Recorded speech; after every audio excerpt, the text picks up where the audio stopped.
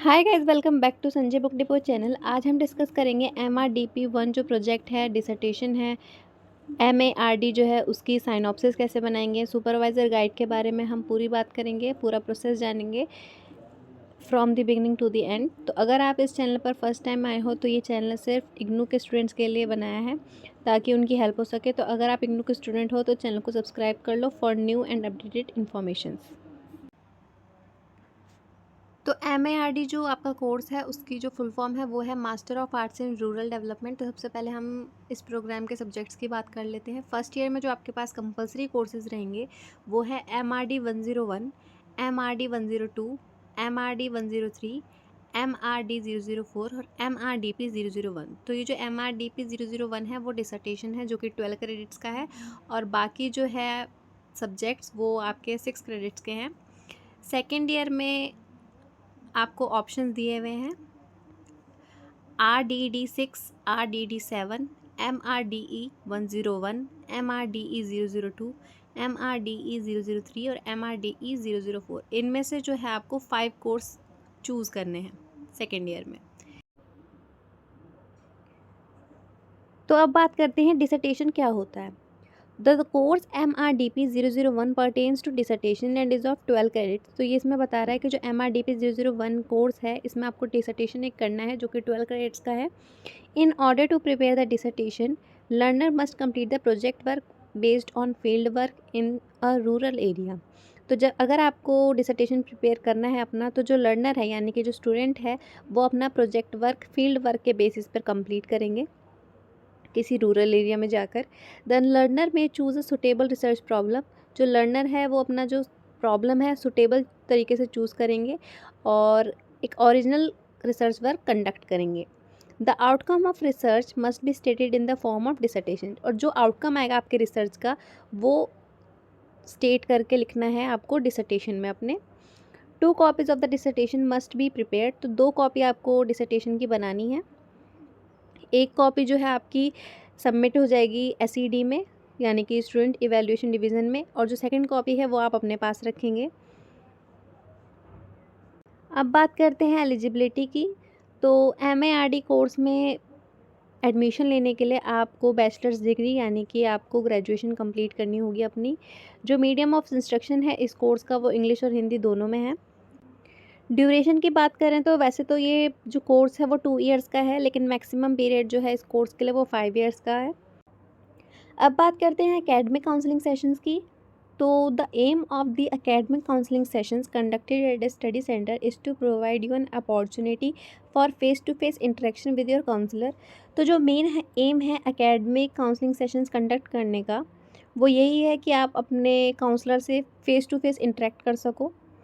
During such sessions, you can discuss problems relating to the instruction material and other important matters। तो in session के दौरान आप अपनी problems discuss कर सकते हो।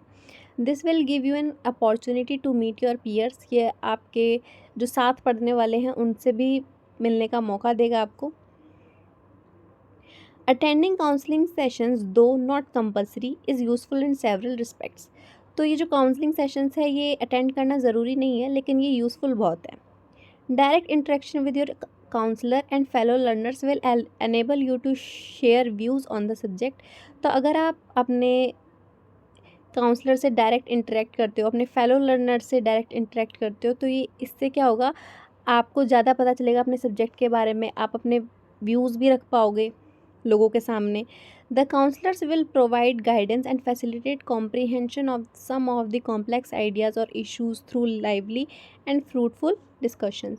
तो जो काउंसलर है वो आपको गाइड भी करेगा, आपको फैसिलिटेट करेगा। अगर आपको कोई इशू आ रहा है तो आपको नए नए आइडियाज़ देगा, डिस्कशन करेगा आपके साथ। तो ये आपके लिए बहुत यूज़फुल रहेंगे ये sessions. We strongly emphasise that you should contact your supervisor counsellor for course MRDP 001 that is dissertation project work. तो आपको क्या करना है, आपको अपने सुपरवाइज़र या काउंसलर को कॉन्टैक्ट करना है किस कोर्स के लिए, MRDP 001 उसके डिसर्टेशन के लिए यानी कि project work. For more details regarding selection of topic, preparation of project proposal, field work and preparation of dissertation etcetera, kindly refer to project work handbook. तो अगर आपको डिटेल्स में जानना है कि आप टॉपिक कैसे सिलेक्ट करोगे, प्रोजेक्ट प्रपोजल कैसे प्रिपेयर करोगे, फील्ड वर्क और डिसर्टेशन कैसे प्रिपेयर करोगे, तो उसके लिए आपको प्रोजेक्ट वर्क हैंडबुक देखनी होगी अपनी, उसमें सब डिटेल में दिया हुआ है। You will require the guidance of supervisor counsellor for the preparation of a good project proposal and dissertation. आपको जो है अपने सुपरवाइज़र या काउंसलर के गाइडेंस की बहुत ज़रूरत पड़ेगी एक अच्छा प्रोजेक्ट प्रपोजल तैयार करने में, और डिसर्टेशन भी। Your supervisor counsellor will grant final approval to your project proposal. तो आपका जो सुपरवाइज़र या काउंसलर है वो ही फाइनल अप्रूवल देगा आपके प्रोजेक्ट प्रपोजल को। The approved proposals need not to be send to the faculty at IGNOU. तो जब आपका सुपरवाइज़र या काउंसलर आपका प्रोजेक्ट प्रपोजल अप्रूव कर देगा तो आपको उसे इग्नू की फैकल्टी को भेजने की ज़रूरत नहीं है। The learner should prepare the project proposal, conduct the research work and prepare the project report under the guidance of supervisor counsellor assigned by the study centre. तो जो लर्नर है यानी कि जो स्टूडेंट है वो अपना प्रोजेक्ट प्रपोजल तैयार करेगा, रिसर्च वर्क कंडक्ट करेगा, अपना प्रोजेक्ट रिपोर्ट तैयार करेगा, किसके अंडर में, सुपरविज़र या काउंसलर के गाइडेंस के अंदर में, जो कि उसे स्टडी सेंटर के द्वारा असाइन किया गया होगा। तो your supervisor and counsellor will certify that you took his guidance while working on your dissertation. तो आपका जो सुपरवाइज़र एक काउंसलर है वो सर्टिफाई करेगा कि आपने उसकी गाइडेंस ली है अपने डिसर्टेशन पे काम करते टाइम। एवैल्यूएशन की हम बात करें तो एवैल्यूएशन 2 टाइप्स के होते हैं इसमें, एक कॉन्टिन्यूस असेसमेंट ऑफ असाइनमेंट्स और एक टर्म एंड रिटन एग्जामिनेशन। तो असाइनमेंट्स की जो वेटेज होती है वो 25% की होती है और जो टर्म एंड रिटन एग्जामिनेशन की वेटेज होती है वो 75% की होती है। डिसर्टेशन जब भी हम सबमिट करते हैं तो वो अलग से असेस किया जाता है, जो कि 12 क्रेडिट्स के कोर्स के इक्वल होता है। इसको हम इवेल्युएट करते हैं 5 पॉइंट स्केल पर, यानी कि लेटर ग्रेड्स यूज़ करते हैं, या तो ए देंगे या बी या सी या डी या ई। तो जो स्टूडेंट है उसको एटलीस्ट डी तो लाना ही है कॉन्टिन्यूस असेसमेंट और द टर्म एंड एग्जामिनेशन में, लेकिन जो ओवरऑल है रिज़ल्ट उसके लिए आपको सी ग्रेड चाहिए होगा MARD कोर्स को क्वालिफाई करने के लिए। अब बात करते हैं असाइनमेंट की। You must have received a set of assignments for MARD along the set of print material sent to you. In case you have not received it, please download the same from IGNOU website. तो आपको assignments का set मिला होगा print material का, जो कि आपको भेजा गया होगा आपके घर पर। लेकिन अगर आपको नहीं मिला है या यानी कि आपके घर तक नहीं पहुँचे हैं असाइनमेंट्स, तो आप डाउनलोड कर सकते हो IGNOU वेबसाइट पर जाकर।